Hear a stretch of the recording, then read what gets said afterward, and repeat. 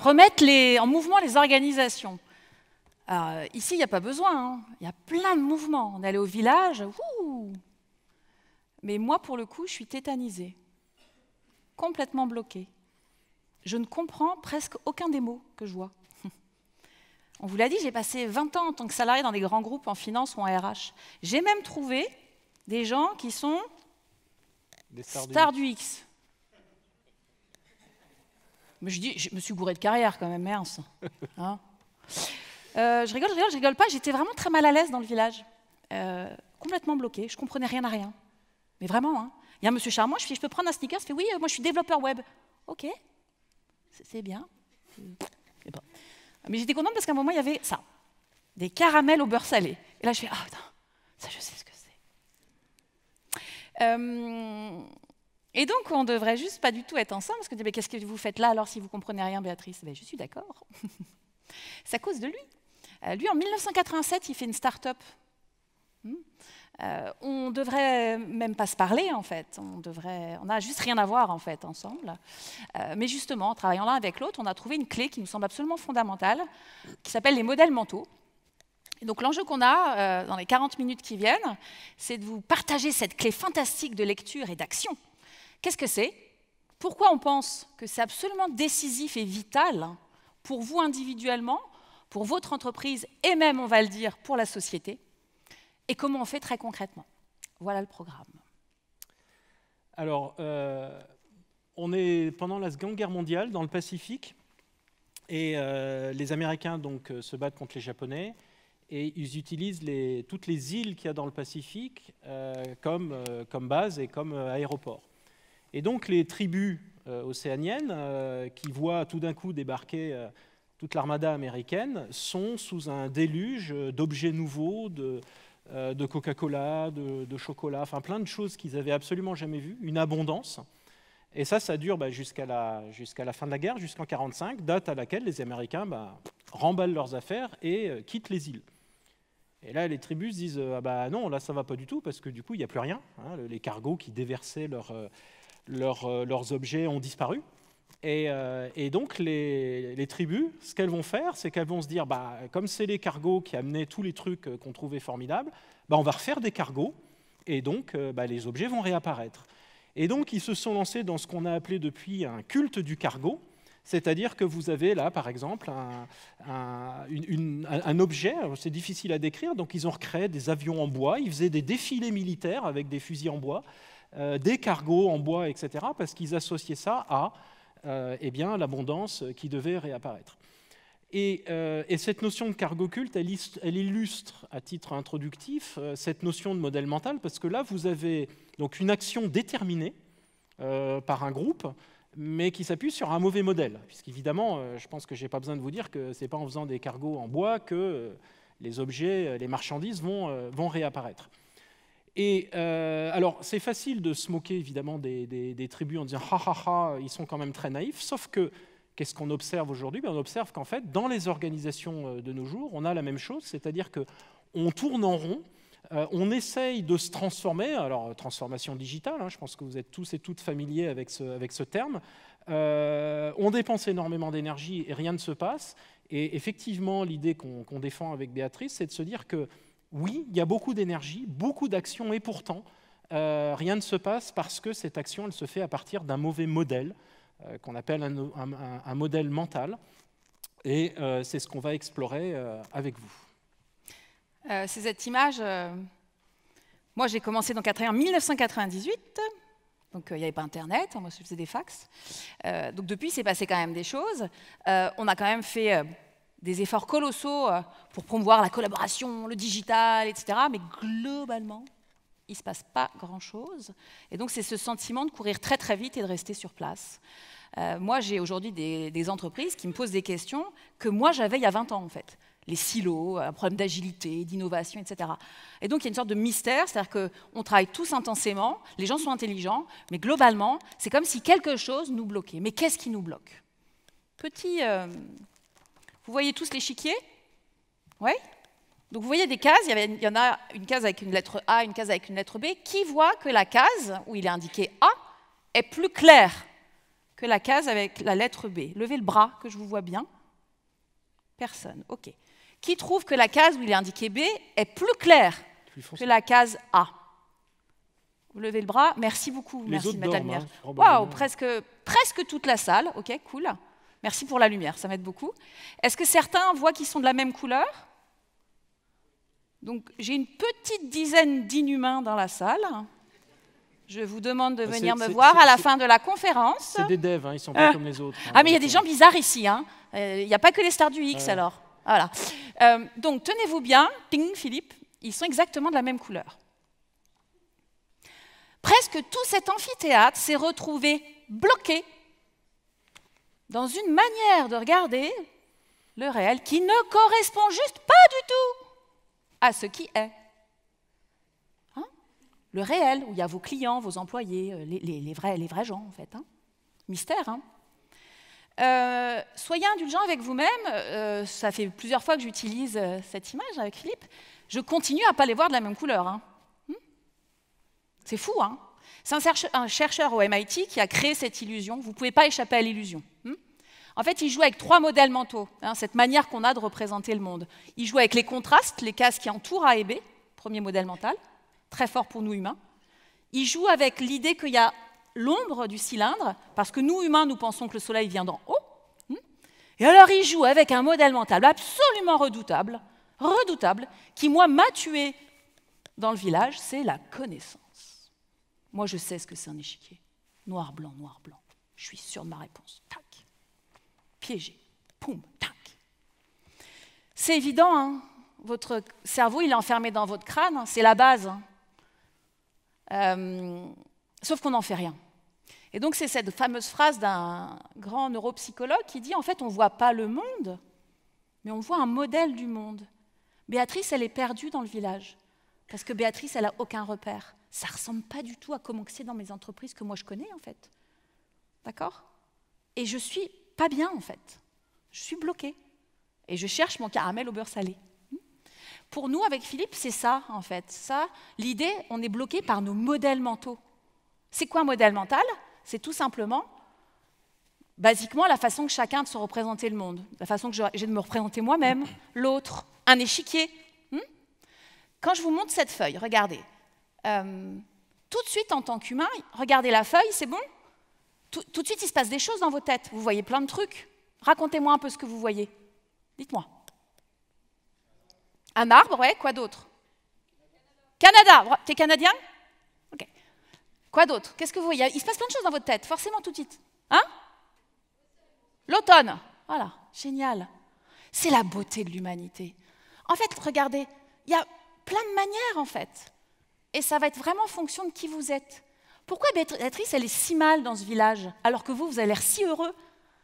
Béatrice, elle est très mal dans ce village parce qu'elle ne comprend rien. 20 ans que je suis salariée dans des grands groupes, les amis. Eh, cool, je suis développeur web, on parle. Si tu veux, je ne comprends juste pas ce que tu me dis, en fait. Vous avez bien conscience, ce n'est pas des feuilles, hein, c'est des pixels que vous voyez. En plus. Et donc, en même temps, attention qu'on soit clair avec Philippe, le modèle mental, c'est juste génial. Ça fait moins de 10 minutes qu'on parle. Pourquoi vous ne parlez pas? Pourquoi vous ne parlez pas? Ah ouais, sans doute. Ah non, puisque vous pouvez parler, là, vous venez de parler. Pourquoi vous êtes assis là? Et non seulement vous ne parlez pas, vous êtes super sympa, vous nous écoutez, etc. Je ne vous ai pas demandé de ne pas parler. On se connaît? Non, peut-être que je connais un Guillaume dans la salle. Il est où, Guillaume? Étrange, non? C'est étrange. En fait, c'est absolument génial, les modèles mentaux, parce qu'on a tous un modèle mental de la conférence.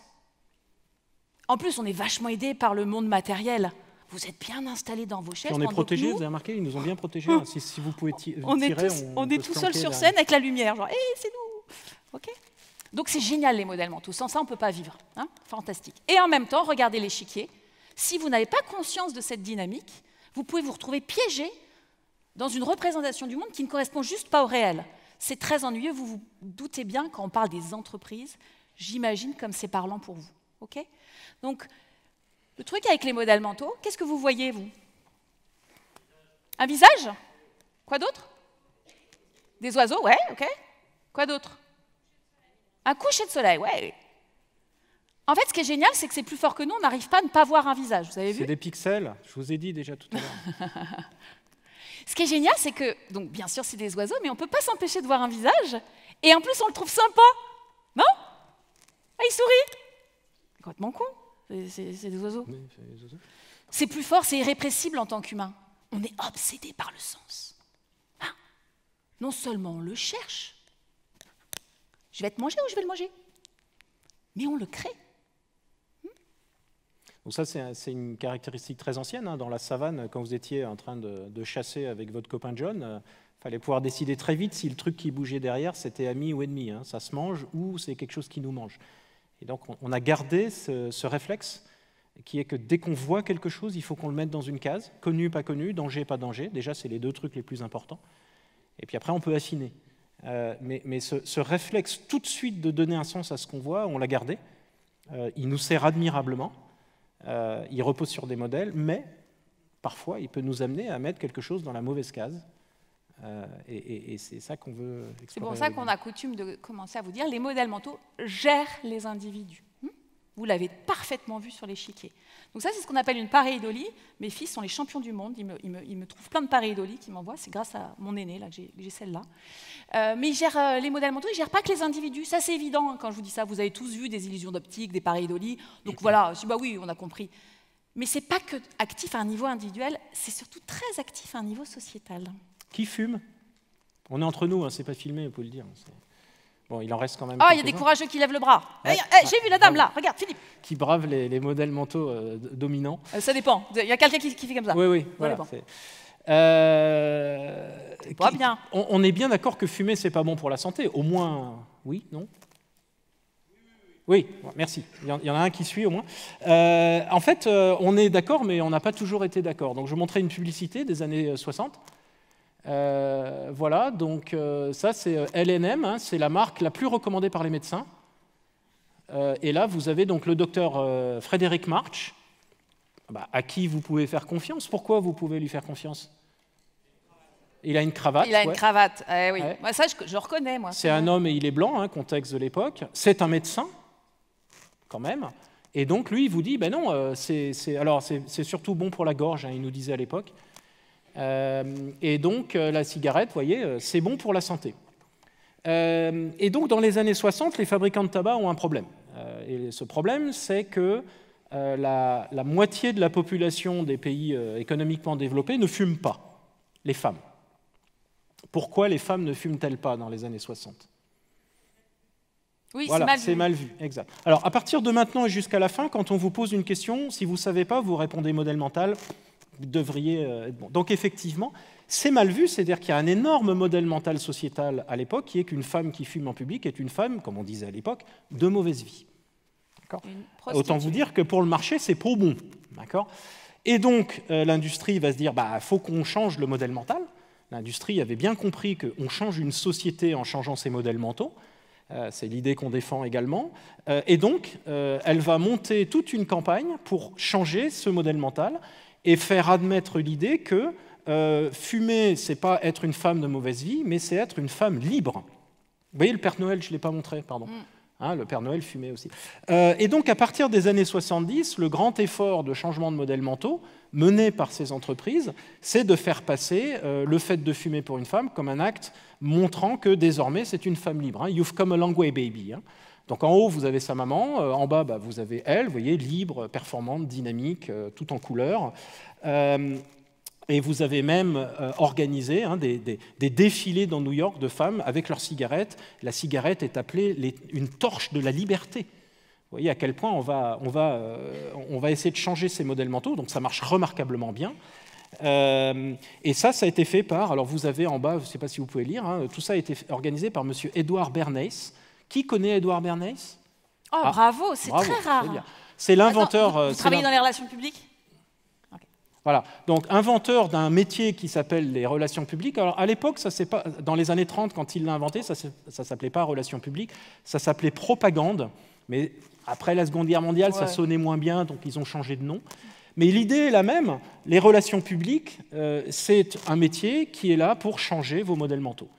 Vous faire passer de A est évident à non A est absolument évident, avec la même confiance. Donc aujourd'hui, évidemment, les modèles mentaux changent, hein, puisque tout le monde est d'accord pour dire que le tabac, c'est pas bon pour la santé, mais vous voyez à quel point, nos pensées et nos actions sont régies au niveau sociétal par les modèles mentaux. Alors ça, ce n'est pas juste au niveau de la société, là, ce qui nous intéresse directement, c'est vrai au niveau des organisations. Donc qui a lu Sapiens ?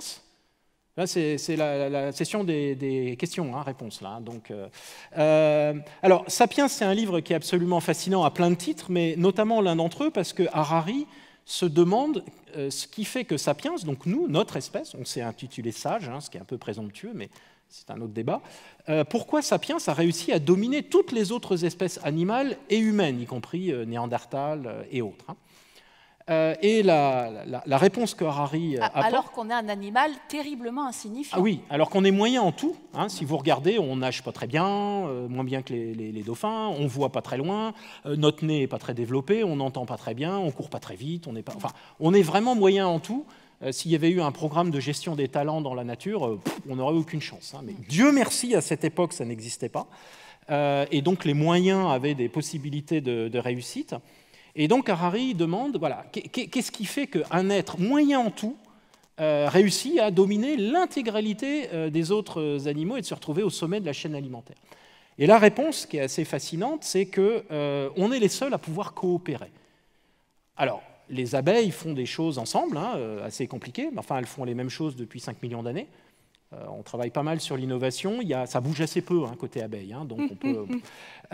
les singes collaborent également, mais sur des tâches un peu plus complexes parfois, mais en tout petit nombre. Et ils ont besoin de se connaître très bien. On est la seule espèce qui réussit à faire collaborer un très grand nombre de gens, premièrement. Deuxièmement, qui ne se connaissent pas. Et troisièmement, sur des tâches extrêmement complexes et en général non définies à l'avance. La chasse étant évidemment historiquement l'archétype. Et on est les seuls à faire ça. Et donc la question suivante que pose Harari, c'est mais pourquoi on arrive à faire collaborer des gens sur une très grande échelle? Et on appelle ça un marché, une organisation, une armée, un gouvernement. Toute organisation humaine fonctionne sur une base de collaboration. Et on est les seuls à pouvoir faire ça. Question suivante, assez logique, que pose Harari, mais alors qu'est-ce qui fait qu'on réussit à collaborer? Et sa réponse, elle est assez extraordinaire. Sa réponse, elle est qu'on réussit à collaborer avec des gens qu'on ne connaît pas parce qu'on partage des histoires communes. Il les appelle des mythes, on les appelle, nous, des modèles mentaux, mais c'est la même chose. On partage des histoires communes qui se sont créées au coin du feu il y a des milliers d'années. Et c'est extrêmement intéressant parce que, alors, vous pouvez penser une histoire toute simple, hein, c'est le billet de 20 € que vous avez peut-être dans la poche. C'est une croyance, hein, il n'a de valeur que parce que un grand nombre de gens dans le monde croient que 20 € c'est égal à, je sais pas, un demi-plein de votre voiture. Enfin, la valeur, c'est une croyance collective, mais qui peut disparaître demain, et ce que vous aurez dans la poche ne sera qu'un morceau de papier. Nos économies sont des économies de croyances. D'accord ? Une organisation, c'est un système de croyances. Et dernière chose que dit Harari, et qui pour nous a été un vrai révélateur, c'est de dire, dès lors qu'on dit qu'une organisation est définie par un ensemble de croyances, d'accord, on peut parler de modèle mental, modèle d'affaires, modèle opérationnel, etc. Modèle. Dès lors qu'une organisation est définie par un modèle mental, eh bien, si on veut changer cette organisation, c'est le modèle mental qu'il faut changer. Et ça, c'est vraiment le point d'entrée dans l'organisation que nous fournit Harari. Et il a cette citation. Nous pouvons tisser des mythes ou des modèles mentaux. Ces mythes donnent aux sapiens une capacité sans précédent de coopérer en masse et en souplesse. Et donc, si on veut changer une organisation, quelle qu'elle soit, un groupe, un département, une entreprise, une société, il faut changer les modèles mentaux. Et c'est ça l'enjeu aujourd'hui. Et c'est cet énorme insight qu'on a eu en travaillant ensemble avec Philippe, qui est, ça c'est le slide décisif de toute la présentation. Prenez des notes. Hein. Voilà la clé de lecture qui nous semble être une clé de lecture extrêmement utile aujourd'hui. Donc, le modèle mental, vous l'avez compris, c'est au cœur de n'importe quelle organisation humaine. Et l'idée, c'est qu'il y a les 3 niveaux. Alors, c'est dur de l'illustrer visuellement. Si certains ont des idées, n'hésitez pas, puisque c'est une intrication. Le mieux, ce serait comme des poupées russes. Systématiquement, sont actifs vos modèles mentaux individuels, comme dans l'exemple de l'échiquier, qui sont construits par votre propre histoire, comment vous représentez les choses. Les modèles mentaux collectifs ceux de votre entreprise, ils sont différents chez AXA, chez L'Oréal, chez Danone, Aublen Wenwix. Et puis les modèles mentaux sociétaux. Un modèle mental partagé par l'humanité entière s'appelle un archétype.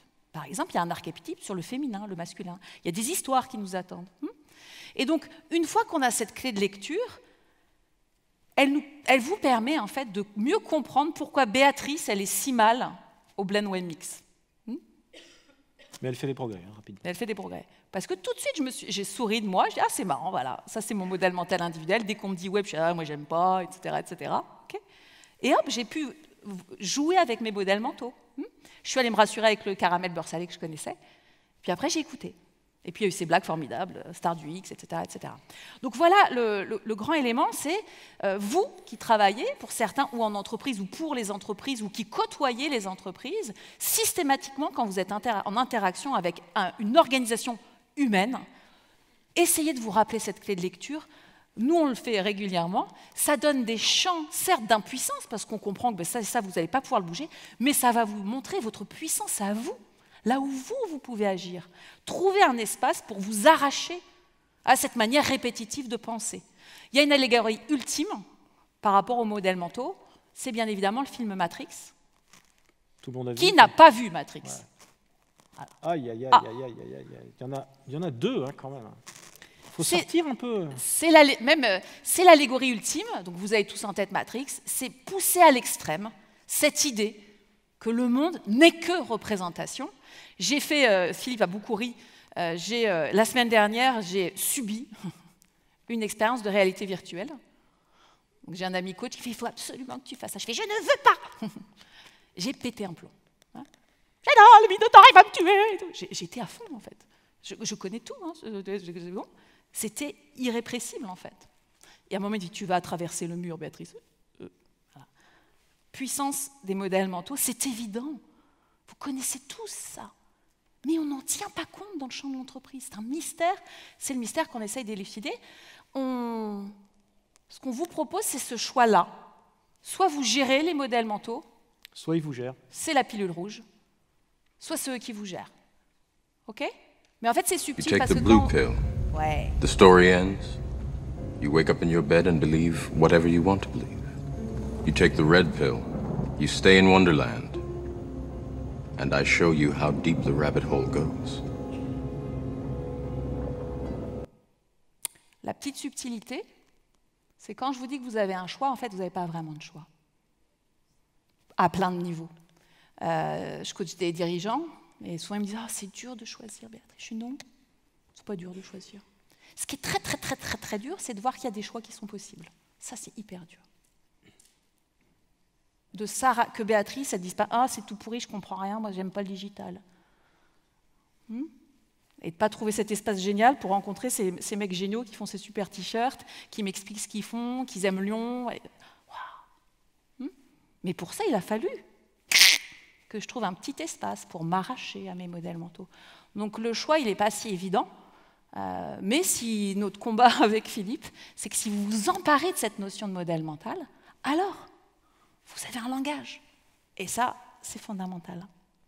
Alors, on va faire un petit test. Donc, on va vous montrer une phrase, elle est en anglais. OK ? Je vous demande de compter les F.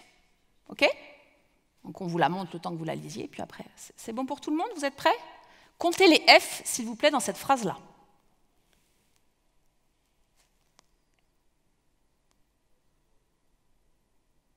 OK ? Qui a vu un F, 2 F, merci, 3 F, wow, presque, wow, 4 F, ok, 5 F, toujours plus fort, wow, 6 F, les deux sur 7, non, 7 F, 7 F, t'es le mec fou. Et les gars, alors il y a des gens qui m'ont expliqué qu'ils faisaient des applis pour collaborer, pour choisir leur... Je vous demande combien il y a d'F. Personne n'est d'accord. Vous vous rendez compte ou pas de la folie du truc? Ah. On n'a pas le temps.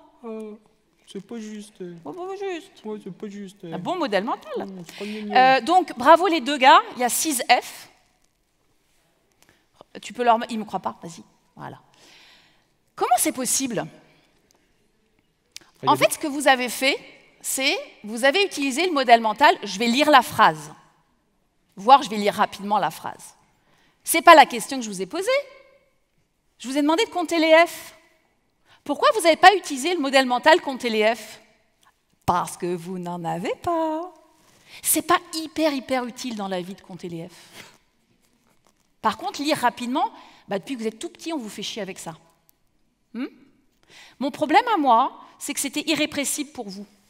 Vous avez collé un modèle mental connu, pas du tout sur ce que je vous ai demandé. C'est nous, ça c'est les humains. On a tellement peur de l'inconnu qu'on passe notre temps Rappelez-vous les oiseaux. Hein. À mettre du connu sur l'inconnu. C'est rigolo là. Hein. On fait ça tout le temps. En entreprise. Il est con le client, il n'a pas compris. Voilà, ça va être ça. On a un problème d'exécution. Donc là, on est en train de vous poser avec Philippe pourquoi nous on pense que c'est juste vital aujourd'hui de s'intéresser aux modèles mentaux. C'est vital pour cette raison-là. Alors, ce n'est pas moi qui vais vous apprendre qu'on est dans un monde qui change. Hein. On parle de digital transformation. Aujourd'hui, on ne peut plus ignorer les modèles mentaux parce qu'en fait, la plupart des organisations se sont fondées sur des modèles qui ont été stables et efficaces pendant très longtemps. Toutes les entreprises qu'on rencontre aujourd'hui avec lesquelles on travaille, avec Béatrice, et quel que soit leur secteur, que ce soit les céréales, l'énergie, le web, l'assurance, racontent toutes la même chose. Notre environnement a été assez stable pendant 10, 20, 30, 40, 50 ans.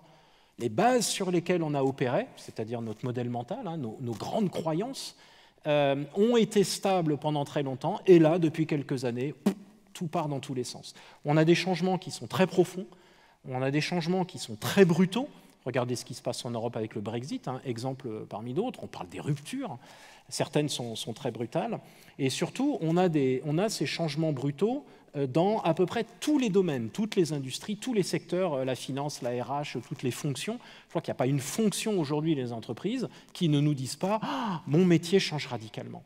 Et donc là, si on ne fait pas évoluer ces modèles mentaux, eh bien, on va se retrouver en hors-piste, hein, c'est-à-dire que la réalité va là et notre modèle nous dit d'aller là et ça se termine pas très bien.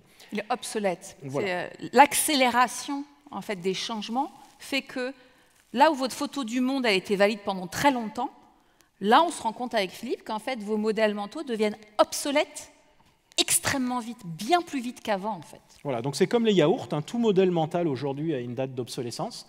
Malheureusement, comme ils nous ont bien servi pendant longtemps, on les garde à tort.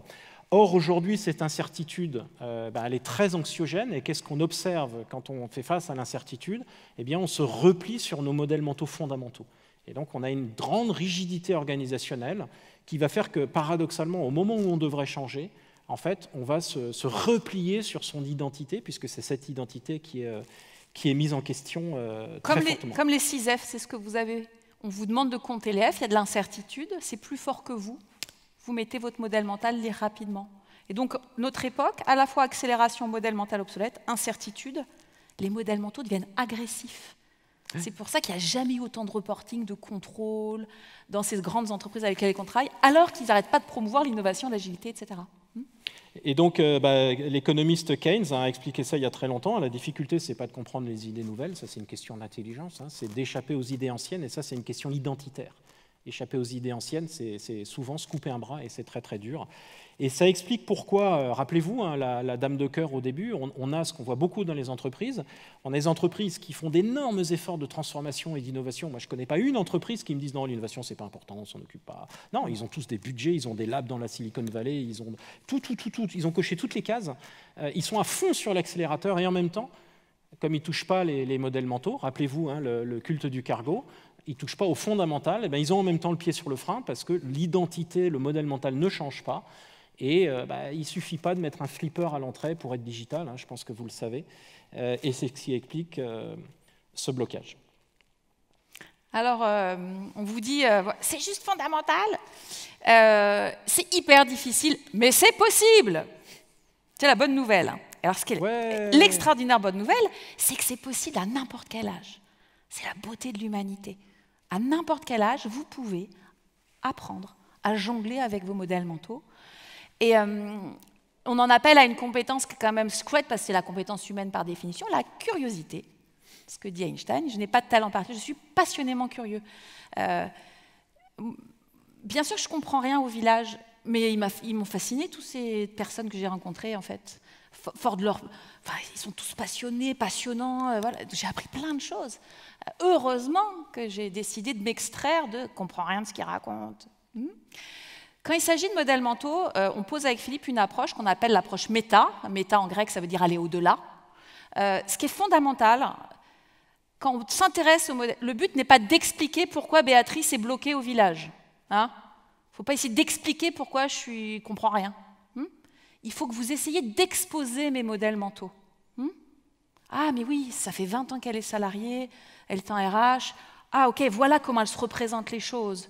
Ah, c'est étrange pour elle que... Oui, on expose les modèles mentaux. On n'explique pas les choses. On expose la manière que les gens ou l'entreprise avec laquelle vous travaillez se représentent. Par exemple, un budget. Il y a des gens qui fonctionnent encore avec des budgets. Bon. Oui, il paraît. Oui. Il paraît.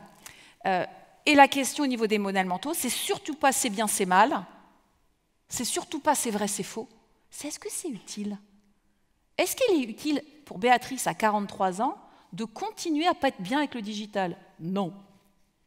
OK? J'en ai pas eu besoin pendant longtemps. Là, effectivement. Voilà.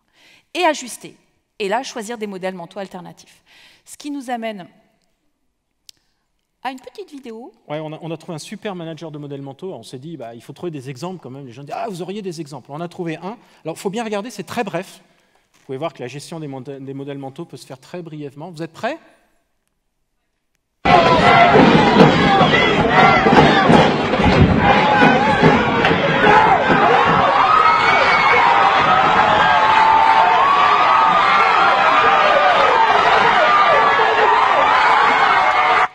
Nous, on veut que vous fassiez tous ça. Ouais. Parce que le gars, en fait, il respecte les règles. Vous êtes avec moi? Mais pas les modèles mentaux. Il a respecté les règles. Par contre, trop balèze, le gars. Imaginez la puissance du gars au tout début. Oh putain, je vais faire un truc. Je vais marcher. C'est hyper puissant. Et vous êtes tous capables de faire ça. Si, qu'est-ce qu'il a fait à ce moment-là? Il a regardé les modèles mentaux à l'œuvre. On s'attendait tous à ce qu'il fasse un truc. Pof. Vous avez cette capacité-là. Si vous êtes là, c'est parce que ça vous fait kiffer de faire bouger les modèles mentaux. Emparez-vous de la notion. Ajuster, on s'est rendu compte avec Philippe, à force de travailler avec les grandes entreprises, et moi 20 ans, qu'on est quand même coincé dans des modèles mentaux assez répétitifs. Alors pardon, je me suis rendu compte que ce n'est pas très facile à lire quand c'est blanc sur blanc. En général, on définit toujours une cible. Moi, pendant longtemps, j'ai géré les carrières des dirigeants et je disais « si tu ne vois pas la cible, tu ne peux pas l'atteindre ». Et je me sentais hyper intelligente. Et donc j'ai dit, alors c'est quoi ta cible? Ok. Et pour ton business? Ok. Pour ton entreprise, ça peut être une stratégie. Ah, d'accord. Donc on est sûr qu'il faut une cible, évidemment. Puis comme on a une belle cible, on définit un plan pour atteindre la cible, super logique. Comme j'ai mon plan, j'affecte les rôles, toi tu vas t'occuper de ça, toi, ça s'appelle des job descriptions, super. Et puis après, on contrôle, ah non, ça c'est pas ton job, fais gaffe, toi t'as pas fait ton job, ah c'est bien, tac, tac, tac. Et puis s'il y a des problèmes, on les résout, super. Bon, ça, c'était le modèle de Béatrice. Puis moi, je suis arrivé, j'ai commencé à bosser avec elle. J'ai dit, je comprends rien à ce que tu me racontes. Mon modèle, il est celui d'en dessous. C'est-à-dire que moi, je fais avec ce que j'ai sous la main. J'agis en perte acceptable. J'essaye un truc, ça ne marche pas, c'est pas grave. Le modèle de progrès, c'est des engagements. C'est qui veut faire des choses avec moi, qui fait évoluer les modèles sur cette base-là. Je tire parti des surprises, j'essaye pas de les éviter. Et je crée un contexte, c'est-à-dire que je ne regarde pas l'avenir comme on me dit qu'il sera, mais comme j'aimerais qu'il soit. Et donc, autant Béatrice, c'est Encarta. Alors, vous connaissez peut-être, dans cette audience, je pense, vous connaissez Encarta, le grand projet de Microsoft. C'était en 93, c'est ça? Ils ont Microsoft, c'est pas n'importe qui, quand même. Donc, ils se disent, voilà, nous, on est les plus grands, les plus beaux, les plus forts, donc on a un plan, on va faire l'encyclopédie mondiale, et puis, ils déroulent le plan, un objectif. Il y avait des responsables, des sous-responsables, enfin, des trucs, je pense... Vision géniale, quand même. Vision géniale, Philippe. C'était sur des CD-ROM, quand même, et il y a une pensée émue. Et puis, il y a une bande de chevelus qui arrive en disant, donc ça, c'était en 2003, juste 10 ans après. 2001, ouais. 2001, pardon, qui disent, ouais, en fait, non, on va bricoler ça nous-mêmes, vous inquiétez pas, et bon, ils niquent complètement Encarta. Alors, ce qui est rigolo, Je vois que le temps tourne, mais l'histoire de Wikipédia, c'est qu'ils avaient un projet Encarta bien géré et tout, qui allait nulle part. Et Wikipédia est né de la tentative d'appliquer ce qu'il y avait en haut, qui ne marchait pas. Et ils ont fait un petit projet secondaire avec les principes du bas, qui a donné ce que vous connaissez aujourd'hui, avec cette approche. Mais ne nous méprenons pas, et surtout pas ici. D'aucune manière, on est en train de vous dire « arrêtez de faire là-haut et faites que en bas ». Moi, quand je prends un avion, je suis hyper contente qu'ils réfléchissent avec leur cible, leur plan et tout. Ouais, franchement, hein. OK ? On est multiples, nous, les humains. Il y a plein de manières, en fait, de se représenter les choses. On pense que le drame, c'est quand on se fige et que systématiquement, on vous demande une cible. Malheureusement, Philippe me connaît, j'ai énormément de mal, moi. Donc à chaque fois, je fais « mais qu'est-ce qu'on va faire, Philippe ? Je ne sais pas, on verra. » Tu peux me dire ce qu'on va faire ? Voilà, je me soigne. Donc, s'il vous plaît, on n'oppose d'aucune manière les deux. On vous dit que souvent, actuellement, dans les grandes entreprises, et il y a un modèle mental qui sous-tend ces modèles mentaux, c'est quand même l'idée d'un idéal. C'est-à-dire, ici, c'est tout pourri, mais un jour, plus tard, plus loin, ça ira mieux. En bas, l'idée qui sous-tend ces modèles mentaux, c'est l'idée du réel. C'est-à-dire comment se lier au réel.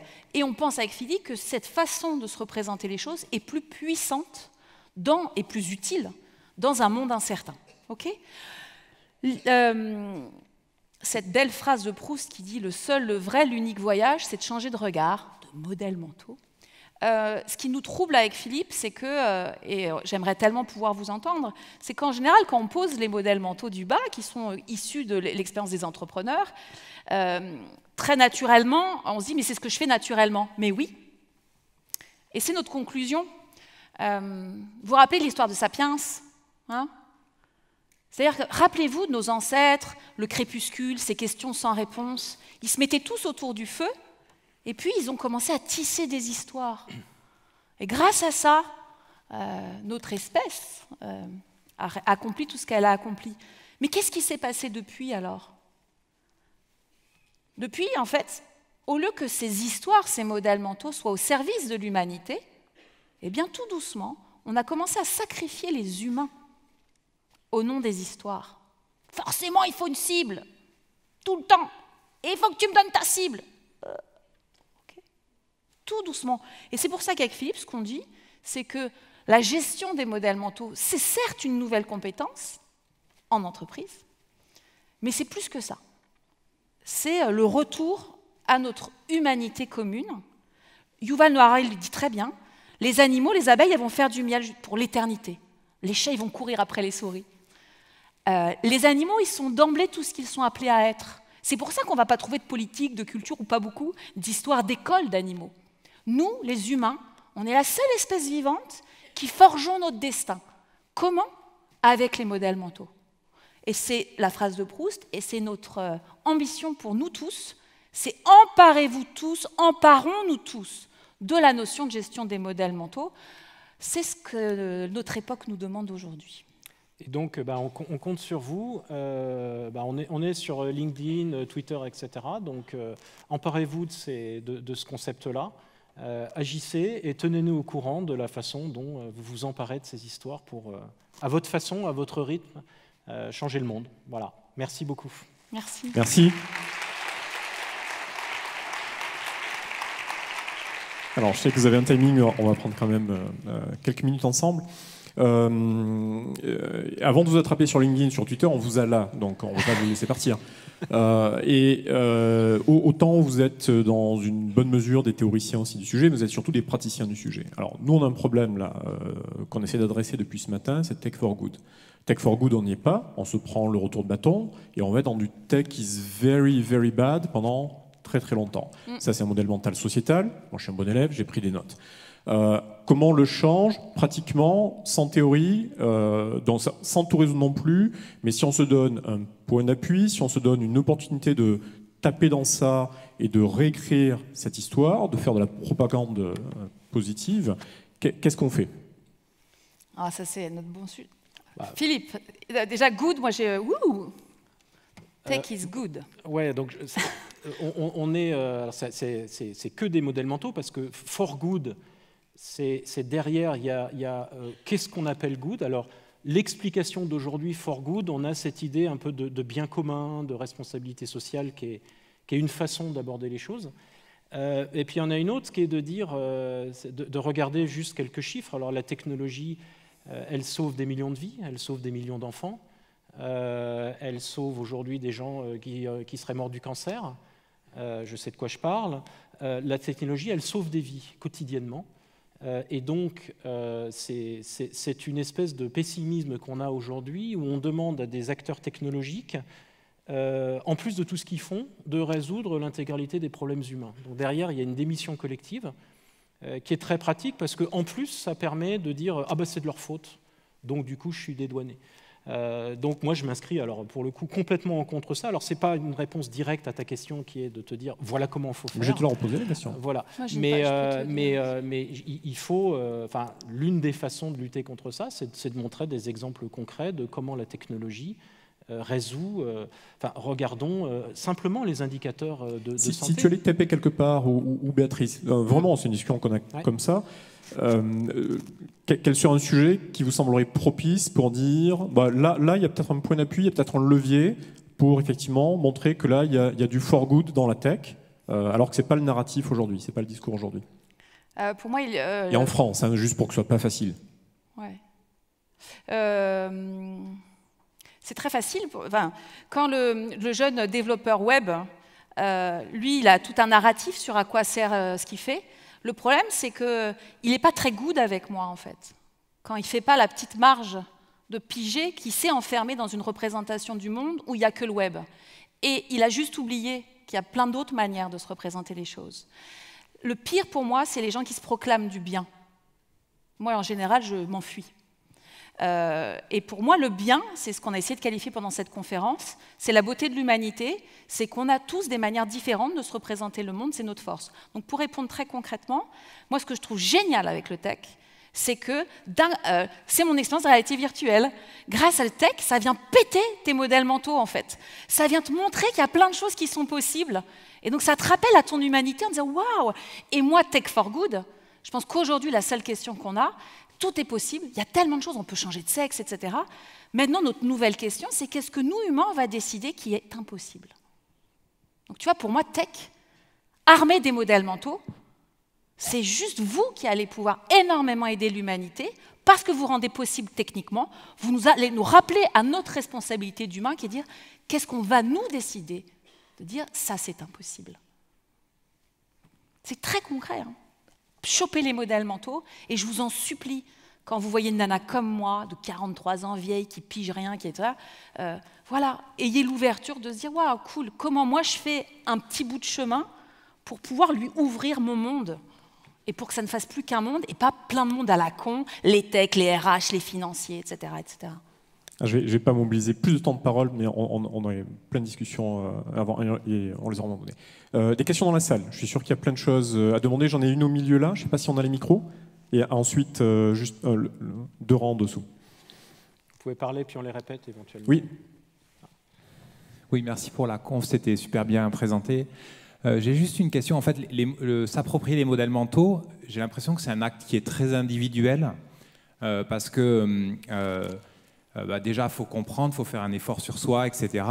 Je me demande comment on peut passer à l'échelle le fait de changer les modèles mentaux globaux. C'est-à-dire qu'en fait, moi, j'ai plutôt l'impression qu'en faisant beaucoup d'efforts sur moi, et j'essaye d'en faire beaucoup, pour comprendre mieux le monde, etc., mon impact, il est assez faible. En fait, même si je mets énormément d'énergie à titre personnel sur ma représentation mentale du monde, c'est pas moi qui vais... transformer complètement le monde. Enfin, je peux avoir un petit impact, mais il est assez limité parce qu'en fait, les modèles mentaux globaux, ils pèsent trop sur le monde au global. Donc, comment on fait pour passer à l'échelle le changement de modèle mental? Vous connaissez Nelson Mandela, ça vous dit quelque chose? Rosa Parks. Nelson Mandela, c'est un joueur de foot. C'est un avocat inconnu qui est dans sa prison pendant 25 ans, puis il change le monde. Donc l'idée de dire à moi tout seul je peux rien faire, ça c'est un modèle mental, ça s'appelle une prison, hein, c'est dire que là c'est dire je ne peux rien faire. Et la question du passage à l'échelle, on l'a systématiquement, donc merci pour la poser parce que un des principes, un des modèles de l'étage inférieur, c'est de dire je fais des choses avec les autres. Toutes les révolutions commencent lorsque deux personnes se réunissent alors autour de la machine à café. À l'époque, c'était les cafés qui ont été le ferment révolutionnaire. Deux personnes qui se réunissent et qui se mettent d'accord sur une façon de voir le monde. Et puis ensuite, ils vont faire des choses autour de ça, et puis ils vont recruter une troisième personne, et puis une quatrième. Et tous les changements, que ce soit l'innovation, le changement social, les révolutions qui ont toutes les mêmes principes, fonctionnent comme ça. Donc c'est pas dire « oh, je suis tout seul, je ne peux rien faire ». Non, je suis tout seul, je peux agir, et agir avec d'autres. Et là, vous avez le mécanisme fondamental de passage à l'échelle. C'est un acte social, c'est travailler avec les autres. L'idée, moi, ce que j'ai entendu, c'est que c'est vrai que c'est très, bravo à vous, c'est très épuisant faire cet effort, donc bravo. C'est vrai que ça demande de l'énergie, c'est embarrassant. Moi, j'étais embarrassée dans le village, donc je l'ai vu. Maintenant, je remonte Rosa Parks, tout le monde connaît l'histoire, cette femme qui n'a pas accepté dans le bus de laisser sa place à un blanc. Ce qui est génial dans cette histoire, c'est qu'il y a eu plein de femmes avant elle qui ont fait la même chose. Pourquoi ? Eh bien, c'est exactement le propos de Philippe. Il s'avère que Rosa Parks, elle grouillait dans plein de milieux qui normalement ne se parlent pas. Elle était pote avec les footballeurs, avec l'église, etc., etc. Et donc c'était son propos. Certes, et j'en reviens, ça me tient à cœur, avec quelqu'un d'autre, idéalement, essayez d'aller au-delà de vos cercles habituels, en fait. Mais quand on fait ça, et moi je peux en parler très bien ici, on se dit deux trucs, ah mais c'est tout nul, ils vont dire que c'est nul ce que je fais, ou aussi on va dire, ah ils vont me piquer mon idée. Donc le propos c'est très vrai, c'est social, mais surtout c'est Rosa Parks, c'est devenu... Et puis imaginez aussi, quand on nous dit, ah c'est très dur, et c'est vrai que c'est très dur, mais ne pas le faire c'est encore plus dur, on meurt sur place, nous on le voit dans les entreprises, Matrix. Vous devez le connaître, c'est des gens qui meurent sur place de cette incapacité justement de faire ce petit décalage, ce petit pas. Parce que c'est notre nature humaine. C'est dur de le faire, mais c'est pire de ne pas le faire en fait. Il nous reste 2 minutes, j'essaie d'intercaler une dernière question. Je vous avais vu en premier, si vous pouviez faire descendre le micro. Et vous les attraperez après sinon. Merci. Pour aller dans le concret, je me demandais si vous avez un exemple de grande entreprise, idéalement française, qui a réussi à dépasser ces barrières, et notamment au niveau de l'innovation, à casser les silos et casser le fait que ce n'est pas des équipes dédiées qui doivent être innovantes, mais ça doit être le plus transversal possible. Donc voilà, un exemple de modèle où l'état d'esprit a changé, et ça a fonctionné, et il y a de l'agilité, etc. Alors là, on vient d'assister en direct à un festival de modèles mentaux. Casser les silos, c'est un modèle mental. Moi, je suis un grand défenseur des silos. Les silos, c'est formidable. Les silos, c'est ce qui permet aux entreprises de fonctionner. Moi, je suis très content qu'il y ait des silos chez Air France, parce que c'est ça qui fait que l'avion décolle. Je suis très content qu'il y ait des silos chez Renault. C'est ça qui fait qu'il y ait les 5000 Clio qui sont fabriqués chaque semaine. Une entreprise sans silos, c'est une entreprise qui ne fonctionne pas. Le silo, ça s'appelle la spécialisation. Ça fait 40 ans qu'on essaye de supprimer les silos dans les organisations. S'ils sont encore là, ce n'est pas parce que les gens sont débiles. S'ils sont encore là, c'est qu'ils servent à quelque chose. Et donc, quand on dit « Oh, pour innover, il faut casser les silos », c'est une façon de voir les choses. Il y en a plein d'autres. Quand on dit « Pour innover, il faut être agile », à supposer qu'on soit d'accord sur ce qu'est l'agilité, vaste sujet. Voilà, typiquement, un concept qui a été piqué en informatique, transplanté dans le management, avec un gros halo définitionnel. Dire « Pour innover, il faut être agile » ou « Innover égale devenir agile », c'est un modèle mental. C'est-à-dire que oui, peut-être, mais il y a aussi d'autres façons de le voir. Donc, le grand Graal de l'innovation, de l'entreprise, etc., encore une fois, ce n'est pas dire faut être agile, c'est dire qu'est-ce qui nous empêche aujourd'hui d'innover. Et là, on tombe sur les modèles mentaux. Ce qui nous empêche aujourd'hui d'innover, c'est qu'on pense, par exemple, qu'innover, c'est très risqué. L'entrepreneuriat, c'est prendre des risques. Bah non, en fait, l'entrepreneuriat, c'est contrôler sa prise de risque.